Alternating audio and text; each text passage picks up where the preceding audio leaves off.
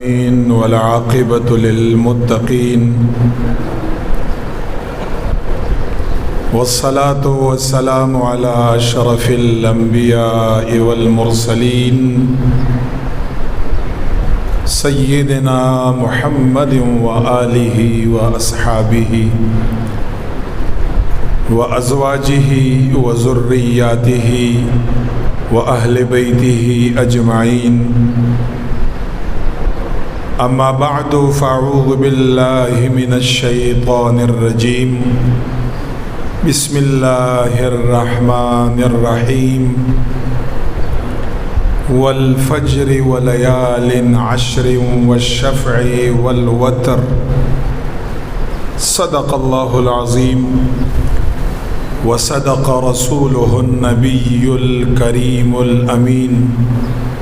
व नहनु अला ज़ालिका लमिनश शाहिदीन वश्शाकिरीन वल मुत्मइन्नीन वल्हम्दुलिल्लाहि रब्बिल आलमीन। व अन जाबिरिन रदियल्लाहु अन्हु क़ाल क़ाल रसूलुल्लाहि सल्लल्लाहु अलैहि वसल्लम वल फ़ज्रि व लयालिन अश्र क़ाल अश्रुल अज़हा वल वतर यौम अरफ़ा वश्शफ़अ यौमुन नहर। रवाहु अन्निसाई औ कमा क़ाल अलैहिस्सलातु वस्सलाम। इन्नल्लाह व मलाइकतहु युसल्लूना अलन नबी या अय्युहल्लज़ीना आमनू सल्लु अलैहि व सल्लिमू तस्लीमा। दुरूद पाक हुआ है। अल्लाहुम्मा सल्लि अला सय्यिदिना मुहम्मदिन व अला आलि सय्यिदिना मुहम्मदिन सलातन दाइमतन मक़बूलतन तुअद्दी बिहा अन्ना हक़्क़हुल अज़ीम। अस्सलातु वस्सलामु अलैका या रसूलल्लाह। अस्सलातु वस्सलामु अलैका या हबीबल्लाह व अला आलिका व अस्हाबिका या सय्यदी या रहमतल लिल आलमीन। डेरो मुअज़्ज़ज़ो सामिईनो कतुन को नाज़रीनो तो मजलिस के हाजिर मशरानो कशरानो हमजोलो माशुमानो महबीनो अस्सलामु अलैकुम व रहमतुल्लाहि व बरकातुहू।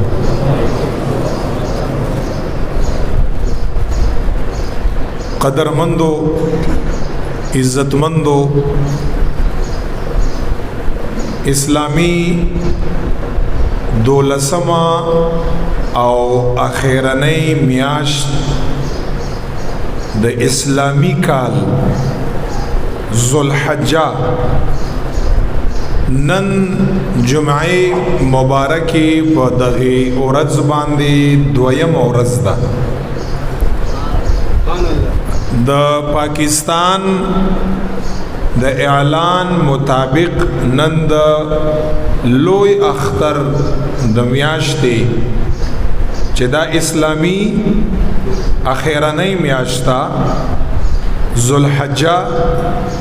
पखैर और पाफियत बांदे नंदागे द्वयमा औरज़दा। मोहतरम हाज़िरीनो, चूँकि दग मियाश्त ज़ुल्हज्जा दाप अगिचलूरो हुर्मत वालो मियाश्तों की यौ मियाश्ता चिकुमी चलोर द हुर्मत वाला और द इज़्ज़त वाला मियाश्ती दी चिद्री परलपसी दी यौ तेरशवा ज़ुल्क़ाअदा यौ दा उस रवाना दा ज़ुल्हज्जा और यौ उर्पसे दा द इस्लामी काल 1447 चिकुम अवलने मियाश्त वही इंशाअल्लाह मुहर्रमुल हराम मियाश्त दा द्री मियाश्ती दा पर लपसी दा हुर्मत वाला मियाश्ती दी और यौ द दिन जुदा दा चे अगा रजबुल मुरज्जब द बज़र्गी मियाश्ता अगा जुदा दा नो दा ज़ुल्हज्जी मियाश्त یو خو په څلورو حرمت والو میاشتو کې یو د حرمت والا میاشت او بل دې سره په دغه میاشت کې ډیر داسې عبادت کیږي چې هغه لوی عبادتونه دي عظیم عبادتونه دي او رب لا یزال هغه عبادت ما او د استاد لپاره جایز کړی دي په دغه روانه میاشت چې د لوی اختر میاشت هم ورتوي او د ذوالحجې میاشت هم ورتوي اکثر داسې عبادت چې هغه ډېر لوی عبادت دي او د خیر او د برکت عبادت دي الله جل جلاله مونږ او تاسو د پاره په دغه میاشت کې خو دي او بیا خصوصي توګه باندې د دغه میاشتې چې دا لومبۍ کومي لس ورځې او لس شپې دي د دغه میاشتې چې نن د هغې دویمه ورځ ده او زمونږ او ستاسو موضوع او بیان هم عمده دی چې د ذوالحجې د میاشتې دا لومبۍ لس شپې او ورځې د دې څومره فضیلت دی او دا څومره د الله په نیز باندې او د رسول کریم آقا علیہ الصلوۃ والسلام په نیز باندې دا څومره د خیر او د برکت او د عظمت او د ثواب ورځې او شپې دي هغه متعلق به ان شاء الله تعالی یو څو احادیث ارتوایم کوشش پکار دی او خامخه پکار دی چې داسې شپې او ورځې چې مونږ او تاسو لیا رب لا یزال جل جلاله په صحت او په عافیت او په ایمان او په اسلام باندې زمونږ او تاسو په زندګۍ کې یو ځل راولي زمونږ او تاسو لا د دغه شپو شکر د الٰه العالمین په دربار کې وستل پکار دی او په دغه شپو باندې د الٰه العالمین پکار د چې مونږ او تاسو حمد بیان کړو او هغه شکر او حمد په دغه لس شپو په ورځو باندې دا دی چې څومره پورې کېدی شي چې دغه شپې او ورځې زما او ستا د رب لا یزال د عبادت نه ډکې کړو عبادت پکې وکړو کاغا نفلی منز دی که د شپې قیام دی که تلاوت دی که درود پاک دی که ذکر و اذکار دی که صدقه و خیرات و سخاوت دی که بل مومن مسلمان سره خیر ښېګړه او امداد دی چې څومره زما او ستاسو نه کېدی شي د دغه شپو قدر بدای د دغه شپو د حرمت او د عزت خیال ساتنه بدای او په دغه شپو کې با د الٰه العالمین د شکر وستو طریقه دای چې دغه شپې او ورځې دا کوم چې نن دویم دی او اته په خیر باندې پاتې دي چې دغه شپې حتی الامکان حتی الوسع چې ما استاد څومره طاقت او وسعت دي په کار د چې ورځې هم په عبادت باندې خسته کړو او دغه لس شپې چې کوم شپې دي چې رب قسم خوړلای دی چې دغه لس شپې ما او تاسو په عبادت باندې مزین او خسته کړو دا به شکریا ای صرف په خله باندې نه په کله کله به ما او تا عملی توګه باندې د الله تعالی شکر وباسو او عملی توګه باندې د الله شکر د الٰه العالمین فرمانبرداری اطاعت او عبادت دی چې دا ته وکړي دا عملی توګه باندې د الله جل جلاله شکریا ادا کول دي اوس دا لس شپې په دې باندې خو بار بار بیانات شوي دي خو نن په یو بل انداز باندې ورته یو څو نوې خبرې کومه دا لس شپې دا څنګه شپې دي او ورځې دي د ذوالحجې دا داسې شپې دي او دا داسې ورځې دي چې د دغه شپې او ورځې د الٰه العالمین د شکر وستو طریقه دای چې مونږ او تاسو د رب لا یزال د عبادت نه ډکې کړو چې په دیشم سپاره کې په سورت فجر کې په دویم آیات کې الله جل جلاله په دغه لسو شپو او په ورځو باندې قسم خوړلی دی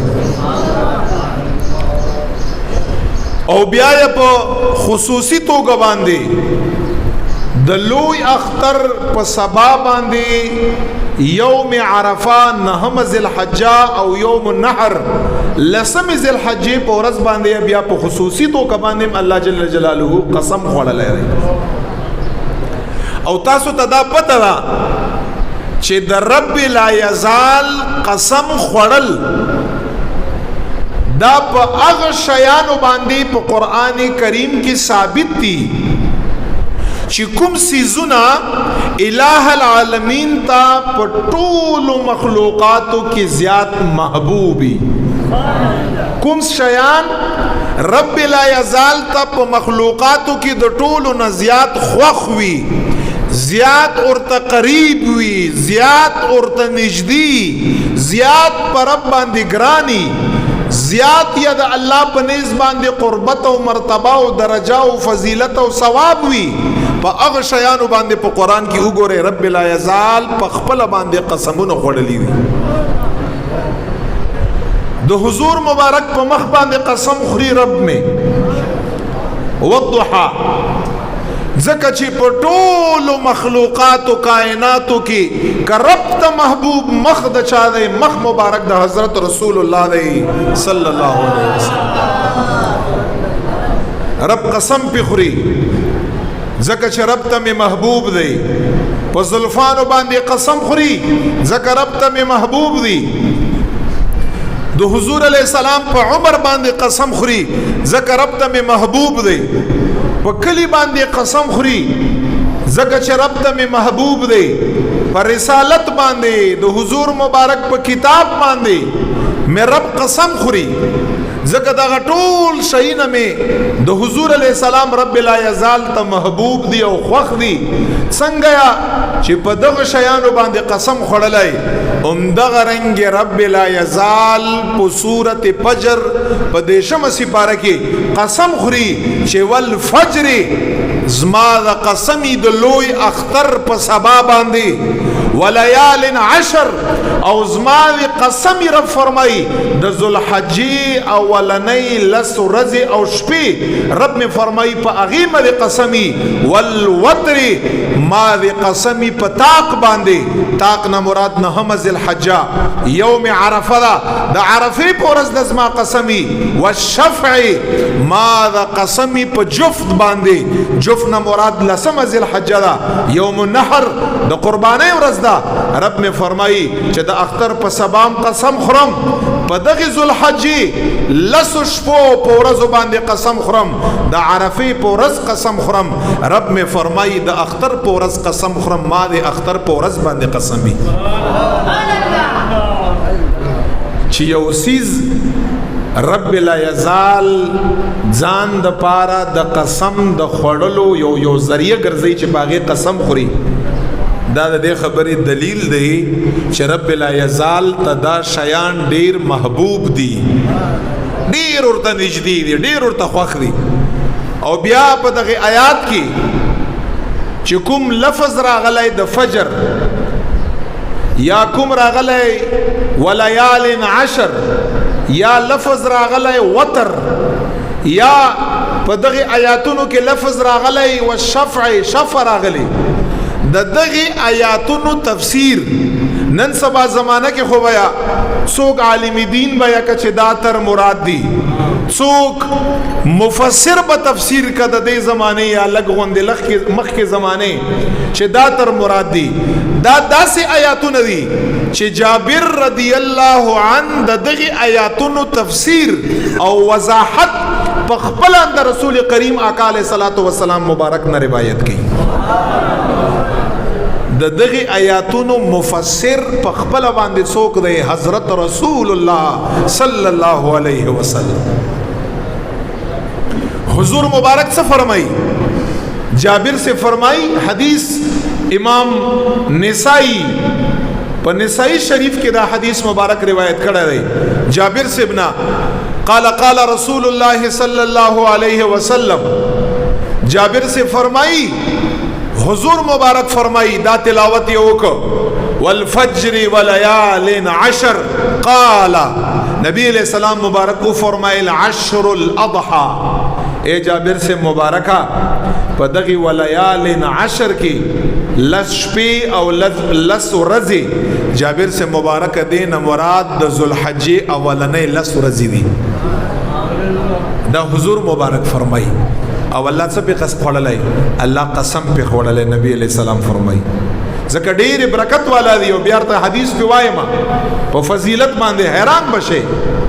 او بیا ورته فرمای والوتر، اے جابر سے مبارک یوم عرفه، وتر معنا دا طاق، او نهم ورځ د ذی الحجې نهم دام طاق دا نو دا طاق عدد دی. حضور مبارک فرمائی یوم عرفہ، وتر نه په دغه آیات کې مراد د ذوالحجې نهم ورځ چې هغې ته د عرفې ورځ ویل کېږي، اتر مراد ده رب مې د عرفې په ورځ باندې قسم خوړلی دی. او بیا والشفع، حضور مبارک په زبان مبارک باندې تفسیر دا دی یوم النحر. اے جابر رضی اللہ عنہ په دغه آیات کې چې رب میں والشفع ویلې، شفع معنا د جفت، او لسم ورځ چې کوم د دام لس عدد چې کوم د فکر دام جفت عدد دی. رب میں د دغه شفع نه مراد لسم ذی الحجه یوم النحر د قربانی ورځ ده. نو چې په چا باندې قرآن نازل دی، صاحب قرآن صلی الله علیه وسلم، هغه د دغه آیاتونو تفسیر بیان کړی دی چې ولیال عشر نه مراد چې الله تعالی قسم په خوړلای دا د دغه میاشتې دا کومې چې ډومبۍ لس ورځې دي. حضور مبارک تر فرمایي چې دا تر مراد دي. پرون 13 شوه، یو نن د هغې دویمه ورځ ده چې دا دار نه ضایع نشي تر هغه یوم النحر د لسمې ذی الحجې پورې. او زار ته حدیث وایم، دا حدیث مبارک تاسو وای اورئ، او بیا پسې د عائشہ مبارک روایت ته هغه خو بالکل انسان دا سه حیران کا چې دومره فضیلت رب لا یزال د دغه لس شپو دا د نبی علیہ الصلوۃ والسلام مبارک امت لور کړی دی. هغه ولی په غفلت کې دی دغه لس شپو نه دغه لسو ورځو نه خپل ځانونه عبادت ته پدې کې تیار کړی، روزه پکې ونسئ، 2 رکعات پدې کې منځ وکړئ، قران کریم تلاوت ذکر او اذکار پدې کې وکړئ، او کم از کم کبیا نیکی نشه کړئ. کم از کم پکار دا چې مونږ تاسو خصوصي توګه باندې په دغه لسو ورځو کې خپل ځان د الٰه العالمین د نافرمانی نه وسات چې ګناه را نه ونشي. او که انسان کمزور دی، نافرمانی، لغزش، خطا، گناہ تروشی، پکار دا چې سم دستی رب لا یزال په طرف باندې رجوع کا، توبه بس الله رضا کا، الله په وړاندې د خپل غوږونه راکاږي او څنګه رب ته په ځمکه کېږدي رایا کاږي او رب نه بخنه وغواړي او اعتراف جرم وکا، اقرار وکا چې رب مانه نافرمانی شوی، ما ته بخنه وکا. په کار د چې سم دستی داسې وکا. مونږ تاسو کله کړي، کله مو داسې کړي مونږ تاسو. څنګه فرمایي نبی علیہ الصلوۃ والسلام مبارک میں دا حدیث روایت ہے ابو ہریرہ رضی اللہ عنہ، بہترین حدیث ہے. ابو ہریرہ سے فرمائی ما من ایام احب الی اللہ ان یتعبد له فیها من 10 ذی الحجہ. صیام نبی علیہ الصلوۃ والسلام فرمائی کل یوم یعدل بصیام سنہ وقیام کل لیلۃ یعدل بلیلۃ القدر. حضور مبارک سے فرمائی، ابا ہریرہ فرمائی چې دا کومې لس ورځې دي، دا کومې چې روانې دي د ذوالحجې، اے صحابه او زما امتیانو، په غون کال کې چې څومره کال دی، په ټول کال کې د دغه لسو ورځونه محبوبي او نږدې داسې ورځې نشته چې په هغه ورځو کې د دغه ورځونه الله جل جلاله ته نیکی زیاته محبوب وي. څومره نیکی چې رب ته په دغه لسو ورځو کې محبوب ده، داسې ورځې رب په غون کال کې نورې نه دي پیدا کړي. نبی علیہ السلام فرمایي نشته چې څومره دا ورځې الله ته سدي محبوب دي. او په دغه لسو ورځو کې نیکی کړل الله ته څومره محبوب ده. حضور مبارک فرمایي په غون کال کې نور ورځې داسې نشته چې د هغې نیکی د دغه ورځې د نیکی نصیب بهتري نشته. او بیا څه فرمایي؟ بیا فرمایي حضور مبارک صیام کل یوم یعدل بصیام سنه. د دغه لسو ورځو یو روژه چې کوم یو انسان یو روژه ونیوه رب د رضا لپاره ونیوه ځان یې وږی تږی که د رب دپاره حضور مبارک فرمایي نن یا سبا نه نن یې ونیسه سبا یې ونیسه تر هغه یوم النحر پورې یعنی په لسو ورځو کې په دغې نهو ورځو کې نه ځکه یوم النحر اختر په ورځ باندې روژه نی په حدیث کې منع راغلی دا کوم چې ډومبی نه ورځې دي یوم عرفې پورې که په دغه ورځو کې یو روژه چاونی و نبی علیہ السلام فرمایي دغه یو روژه د یو کال د روژو برابر دی الله په نسبت باندې. صیام کل یوم یعدل بصیام السنه. یو دا امام ترمذی او دا حدیث امام ترمذی روایت کړي په ترمذی کې صحیح ستو حدیث ته دا چې اطراف یا دا چې غیر معروف او مشهور کتاب نه ترمذی حدیث ته چا چې یو روژه ونیوه په دغه ورځو کې دا برابر دی د الله په نیز باندې د یو کال د روژو. او بیا فرمایي وقیام کل لیلة یعدل بلیلة القدر. او چې کوم یو انسان په دغه لسو شپو کې په یو شپه باندې عبادت وکړ 2 رکعاتا 4 رکعاتا محبوب علیہ السلام مبارک میں فرمائی چې د ذوالحجې ډومبنۍ لس شپې چې نن د هغې دویم دی ورځ یې دویم ده بیګاله چې کومه شپه انشاءالله را روانه ده یا دا نور شپې چې کومې لس شپې دي چا پکې یو شپه عبادت وکړه الله په نیز باندې داسې شوه لګاده چې په لیلة القدر شپه باندې د الله جل جلاله عبادت وکړه. او لیلة القدر شپې لیلة القدر چې ده خیر من الف شهر د زرو میاشتو د هغې د شپو د عبادت نه څه ده بهتر ده. او اوس که یو انسان په هره شپه باندې عبادت وکړه نو دا داسې شو لږه 9 ځل یا 8 ځل یې چې لیلة القدر په شپه باندې د رب لا یزال عبادت کړی په زرګاو په سونو کلونه راځي دا ډېر زمونږ ستاسو دپاره د الله د طرف نه یو پیکیج دی چې مونږ تاسو له د هغې نه فایده اخیستل پکار دی. یو قیام چې کوم دی ته داسې قیام مه کوه که ستا تابعه نه وي چې ته 100 رکعاته وکړې او ته 2 رکعاته وکړه 2 رکعاته وکړه دا هم قیام دی. په اخلاص یې وکړه په محبت یې وکړه د الله جل جلاله د رضا دپاره یې وکړه په 15 منټه کې 2 رکعاته وکړه ودشه دا 2 رکعاته قیام ستا داسې دی لکه رب لا یزال ته چې ستا په لیلة القدر شپه باندې عبادت کړی. رب فرمایي ما ته د 2 رکعاته د ستا په لیلة القدر باندې قبول دي بس.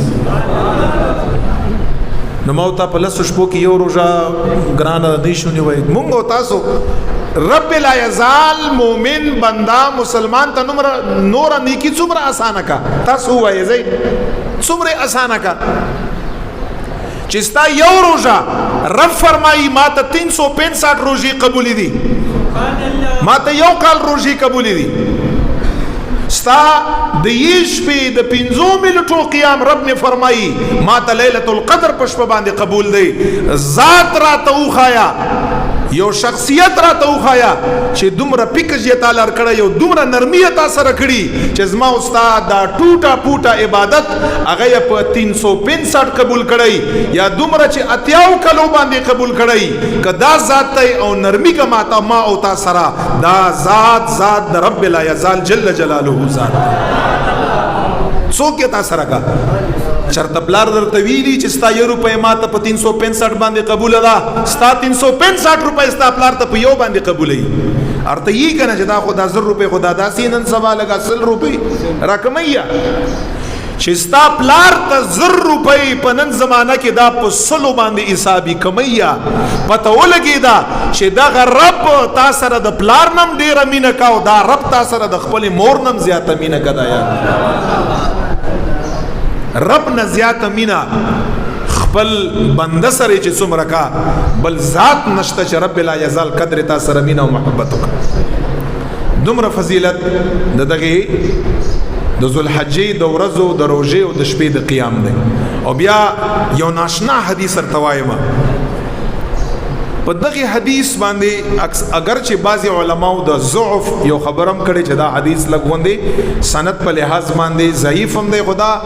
اعمال دی ضعیف حدیث په اعمالو کې چې باغې کې ترغیب وي، باغې کې خلق نیکو اعمالو په طرف باندې راځي، نو هغه بیانول بالکل جایز دی، صحیح دی، باغې کې د محدثینو په نسبت باندې هیڅ خبره نه، ځکه په دې کې هم څه دي اعمال دی، اعمالو په طرف باندې ترغیب دی،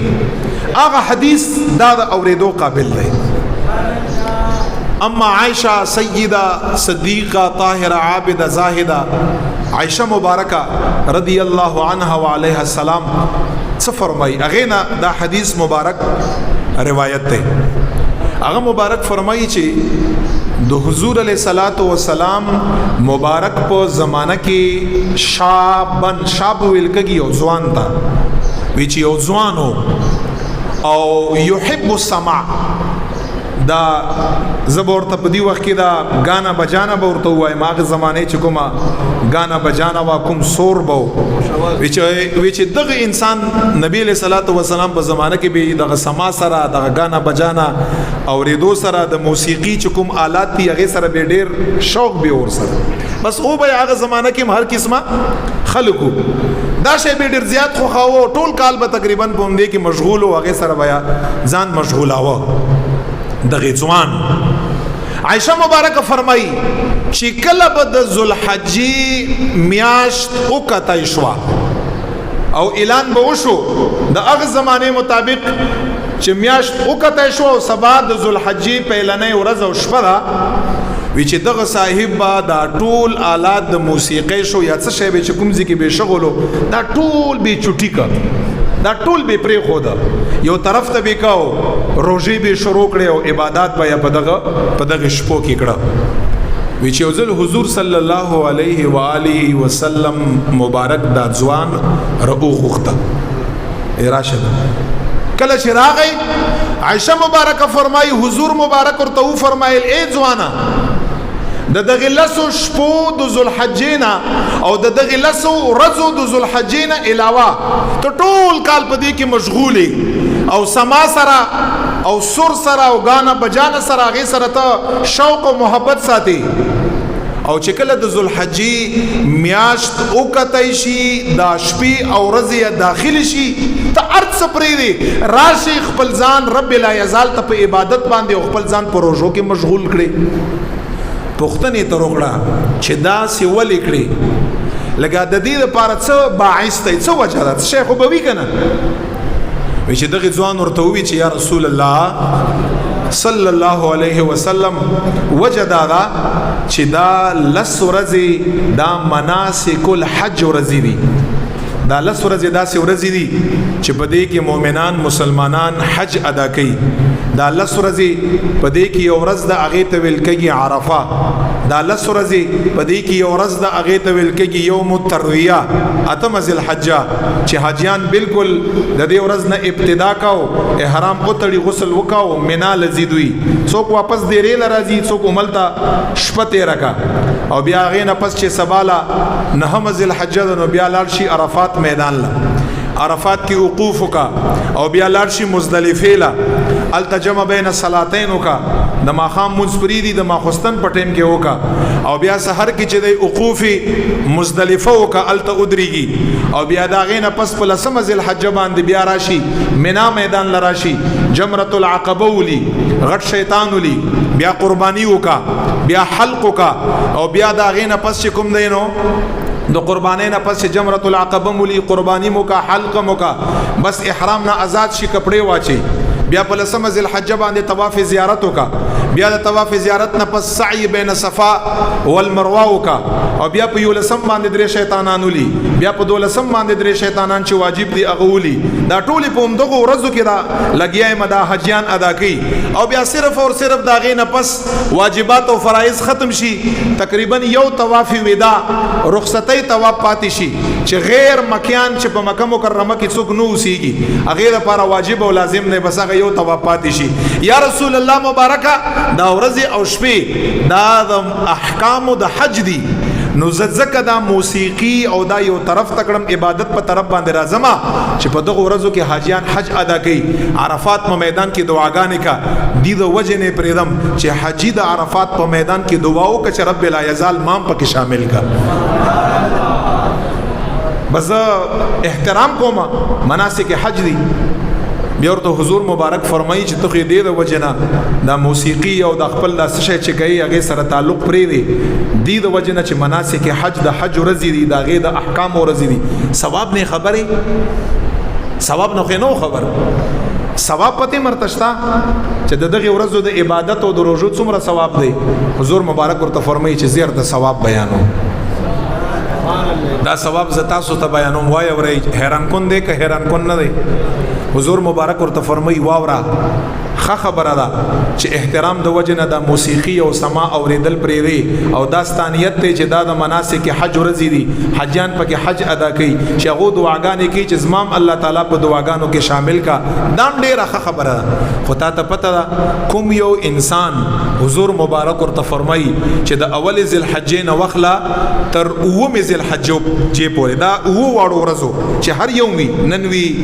سبا وي بل ورځ وي اول ذل حج نه وخلا تر اوم ذل حج پورې حضور مبارک ورته فرمایي چې کوم یو انسان یو روزه ونسي یو روزه تا ته پته صاحب څومره ثواب یې دومره ثواب یې لګا انسان چې سل غلامان د الله جل جلاله رضا لپاره آزاد کا دومره ثواب یې لګا انسان چې د حاجیانو لپاره سل او خان قرباني او ذبح کا او دومره ثواب یې لګا انسان چې سل او خان مجاهدینو لپاره فی سبیل الله په لار کې صدقه او خیرات کوي دومره ثواب یې یوي روزي حضور علیه السلام ورته فرمایي او بیا څورته فرمایي چې کله چې اتم ذل حج راشي چې هغه تسویل کې یوم الترویه او په هغه ورځ باندې څوک روزه ونیسي تا ته پته چې د دې ورځې څومره ثواب دی او ته فرمایي دا ټول شیان د سلو نه زر کړه دومره ثواب یې لگا زر غلامان چې انسان د الله په لار کې آزاد کا دومره ثواب یې لگا زر او خان چې د حجانو د پاره انسان قرباني کا او دومره ثواب یې لگا زر اسنا چې د مجاهدینو د پاره انسان فی سبیل الله د جهاد په لار کې ورک نبی له سلام او بیا ورته فرمایي چې بچي چې کما کله نه هم ذل حج شي یوم عرفه او دا غي په ورځ باندې ته روزه ونیسي حضور مبارک ورته فرمایي دا هر یو شی زر دا په 2000 باندې بدل کړه ور دی دومره ثواب یې لگا 2000 غلامان چې انسان د الله د رضا لپاره آزاد کا 2000 او خان د حجانو لپاره انسان قرباني کا او 2000 اسنا د مجاهدینو لپاره فی سبیل الله د الله د رضا لپاره په فی سبیل الله په لار کې قربان او صدقه کا ورته فرمایي 2000 او تاسو ته پته ده تاسو ته بدا 2000 غلامان آزادول یو غلام آزادول څومره ثواب دی غینم بیا ځان خبر کړی چې بیا ته د 2000 غلامانو پتم ولګي امام بخاری مسلم حدیث متفقون علی نبی علیہ السلام فرمای چې کوم یو انسان یو غلام آزاد ک دغه انسان به الله تعالی په ورځ د قیامت باندې اور د جهنم نه آزاد ک چې کوم اندام یو له آزاد ک کټول یې آزاد ک اومغه اندام یې په ورځ د قیامت باندې اور د جهنم نه آزاد دی نبی علیہ السلام فرمایي دا یو غلام بیا د سلو غلامانو او بیا د زرو غلامانو او بیا د 2000 غلامانو او 2000 اوخانو قرباني یو اوخ کې هو کسان دي دا تقریبا اول قرباني راځي او 2000 اسیان مجاهدینو د پاره فی سبیل الله د الله په لار کې اور کول دومره ثواب دی صرف د عرفه د ورځې د یوم الترویه د ورځې زر او د عام چې ایک نو وخت تر صد پورې سلسل موت د پاره نه دی یو د غلام ثواب چې الله موت تعالی راکا یو د قربانی او یو د ثواب موت تعالی الله تعالی راکا او رب ته قبول او منظور شي دام زما استاد دنیا او د آخرت او د قبر او د حشر د پاره کافی دی بس دومره ثوابونه دي مونږ تاسو څنګه تیرو د الله سورزي په غفلت کې یو د دنیا کې مشغول شه الله جل جلاله په نس باندې دا څه قبیح کار نه دی مشغول شه بګي خو بقدر حاجت څومره ستا حاجت زیات نه چې تا نه غافل جوړګا او دا لس ورځې او بیا په دغه ورځو شپو کې حضور علی السلام دنیا معمولات هم لګ کمول لګ به پرې خودل او ملا به تړل او وی به چې دا د عبادت ورځې او شپې دي. او بیا د عرفه ورځې لپاره یو بل حدیث ارته وایم چې دا زمونږ او تاسو د پاکستان د اعلان مطابق د جمعې چې کوم را روانه جمعه ده یوم عرفه 9 ذی الحجه دا هغه ورځ ده. او دا امام مسلم امام ابو داود په صحیح ستو کې څلور کتابو ذکر کړی، امام بخاری او امام نسائی نه علاوه د غنور څلور روایت کړی دی. امام مسلم روایت کړی، امام ابو داود روایت کړی، ترمذی روایت کړی، ابن ماجه روایت کړی. دا حدیث حضور مبارک سے فرمای دا بل حدیث دی چې کوم یو انسان د عرفه په ورځ باندې د الله د رضا لپاره روزه ونسی احتسب على الله ان يكفر السنه التي قبله والسنه التي بعده. حضور مبارک سے فرمای چې کوم یو انسان د عرفه په ورځ باندې الله د رضا لپاره روزه ونسی زما رب نه دا امید دی چې په دغه یو روزه باندې په دغه انسان ته یو کال تیر شوی یو کال را روان ټول ګناهونه الله معاف کړي. اوس دلته ذهن لا یو سوال راځي چې تیر شوی کال ګناهونه خو به موت کړي ځکه به راته الله تعالی معاف کا، نو را روان کال خو سره موت مندل نه دی. را روان کال څه مطلب؟ را روان کال خو موت یا نسوابونه کړي دی او نه ګناهونه کړي دي. نو را روان یو را روان کال او یو تیر شوی کال خو ټیک ده ځه موت نه ګناه شوی، نو را روان کال خو موت یا تیر کړم نه دی. نو بیا څه مطلب دی؟ مطلب د دغه حدیث دا دی چې چا چې دا روزه ونیوه یو کال را روان یا عمر کنفرم دی دی به یو کال خامخا ژوندی. ګوره د عمر ضمانت هم په دې کې دی، ته به یو کال ژوندی خامخا، نو چې یو کال ژوندی نو ګناهونه بار نه وشي او ثوابونه بار نه وشي، نو چې کوم ګناهونه نه وشي الله تعالی به هغه ته معاف کړي. نو مقصد دا دی چې انسان په عمر کې برکت هم اچي د یوم عرفه. او ګوره دا یاد لري څوک هم دوکه نه کا او اسی شکونو او شبهو کې ځان مغرضوي. ان الدین یسر، دین ډیر آسان دی سخت نه دی. دا څوک چې سختي دا پويږي نه، څوک هم چې په تکلیف کې وانه چې هغه عرفه او دغه عرفه او حج عرفه او دا یاد لره. ګوري د عرفه چې کوم ډیفینیشن نه، د عرفه چې کوم تشریح دا کوم یا تعریف دی، هغه څه عرفه چاته 9 ذی الحجه دی. عرفه د عرفات میدان وتونم نه دی. عرفه چې کوم دی جبل رحمت او په دغه کې د عرفه ویل کېږي 9 ذی الحجه ته، چې 9 ذی الحجه ستا په وطن کې هر ورځ دا یوم عرفه ده. ځکه چې په حدیثو کې یوم عرفه ویل شوی ده نهم ذی الحجه ته ویل شوی ده. نو زما اوستا نهم ذی الحجه دا د جمعې ورځ ده، نو زما اوستا یوم عرفه دا د جمعې ورځ ده. په دغه ورځ باندې با ان شاء الله تعالی حضور علیہ السلام دا نهر روزه دا نیولې دي. ام المؤمنین دا حدیث روایت ہے، بعض ام المؤمنین دا حدیث روایت ہے حضور علیہ السلام مبارک بد ذوالحجہ نهر روزه دا بیم نیوی کله به پر خودم او ایام بیز چې دی نبی علیہ السلام 13 14 15 په هر میاش کې دا روزه بیم نیوی. د عاشورې لسمه چې کومه وا هغه روزه بم حضور مبارک نیوا او په میاش کې د اول پیر او د اول زیارت حضور علیہ الصلوۃ والسلام مبارک بدا روزه نیوی. یعنی حضور علیہ الصلوۃ والسلام مبارک نیولې دي دا مسنون عمل دی. مسنون عمل دی، یعنی حضور علیہ الصلوۃ والسلام تابعداري دا دی وجنا تاسو له پکار دی چې دغه ورځو د شپو د قیام خپل وس مطابق اهتمام وکړي. ما تاسو ته 2 رکعات منځ وکړي بس دا کافی دی، ځان ماخ کوي. او که څوک 10 رکعات کړي شي نور علی نور دی، که څوک 50 رکعات شي، که څوک 100 رکعات کړي شي ډیر خبره. او که شاید 2 رکعات وکړه دام بهتر دی، دا لګ نه دی، دام ډیر دی، بس دام کافی دی. ته په قیام کې شامل شوي، په دغه فضیلت کې شامل شوي. الله نه امید ساته الله جل جلاله په دغه 2 رکعاتونو باندې تعالی ان شاء الله تعالی د ليله القدر د شپې ثواب درکړي. لکه چا حوصله شکنی مکړی او تا خو 2 رکعات وکړه 2 رکعات څه شي. ظالمانو داسې خلک شته په کروڑاو باندې چې د ماخوستن مونږ په دغه شپه باندې نه کړی. داسې خلک هم نعوذ بالله شته. نو دا بهتر نه دی چې د ماخوستن مونږ هم کړی دی، په جمع باندې هم کړی دی، یو 2 رکعات مونږ هم وکړو. دا غي اپریشیټ کول پکار دی، دا غي تعریف پکار دی، هغه خوشاله ول پکار دي. ډیره لوی خبره ده 2 رکعات 4 رکعات دام عبادت ته دي. تم په کم نظر باندې مو ګوري چې یو سړی چې 50 رکعات نشم کولای نو زه به 2 رکعات هم نه کوم. دا احمق دی.